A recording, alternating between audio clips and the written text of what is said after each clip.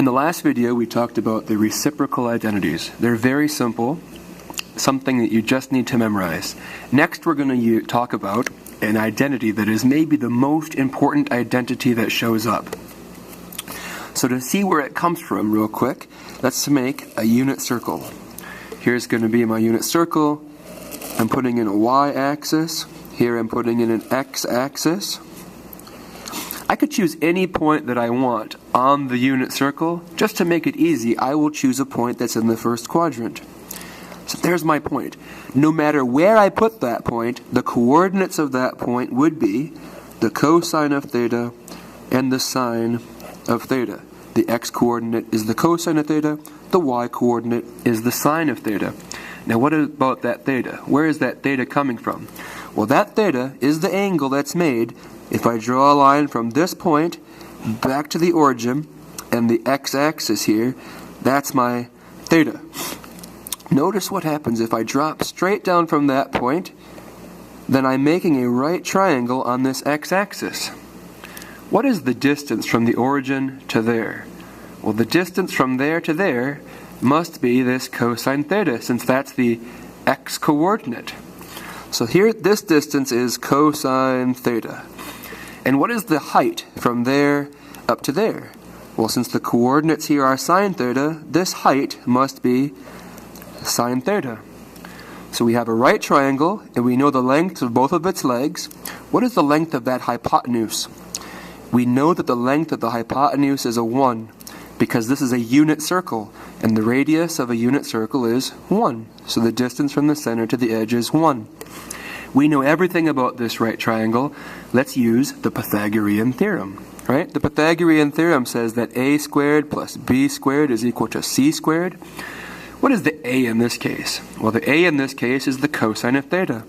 So we have cosine squared theta plus, what is the b in this case? Well, the b in this case is the sine of theta. So we'll put down sine squared theta is equal to, what is the c in this right triangle? The c is the hypotenuse. And what is the length of the hypotenuse? It's 1. So this is 1 squared, and 1 squared is 1. And right here we have what is probably the most important and most often used identity. This is called the Pythagorean identity.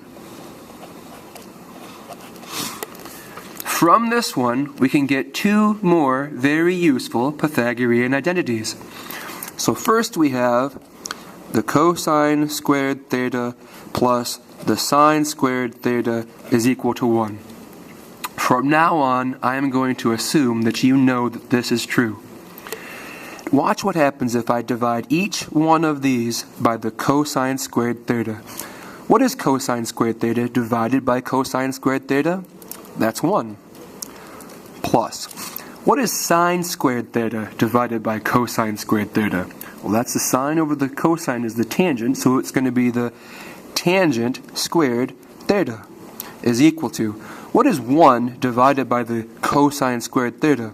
Well, 1 over cosine is a secant, so 1 over cosine squared is a secant squared theta. And right here we have a second very useful Pythagorean identity. Now let's divide each of the first ones by the sine squared theta. What is cosine squared theta divided by sine squared theta? Well, that's a cosine over a sine, which is a cotangent. And so cosine squared theta divided by sine squared theta will give us a cotangent squared theta plus. What is sine squared theta divided by sine squared theta? Well, that'll be a 1 is equal to, what is 1 divided by sine squared theta? 1 over sine is a cosecant, and so 1 over sine squared is a cosecant squared theta. These are the 3 Pythagorean identities. What is the use of these? Why are these important? Well, these are very, very useful because whenever you know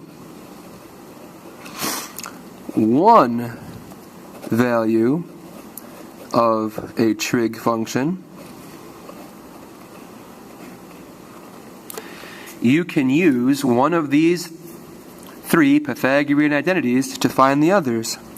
you can find the other 5. Right? There are 6 trig functions: the sine, the cosine, the tangent, the cosecant, the secant, and the cotangent. There are 6 different trig functions. And as long as I know one value for one of them, I can use one of these to get the other 5. So, what that means is, in the future, whenever you're doing a trigonometry problem, and there is some value of a trig function you don't have, see if you know one of them, and then use one of these to get the one you need.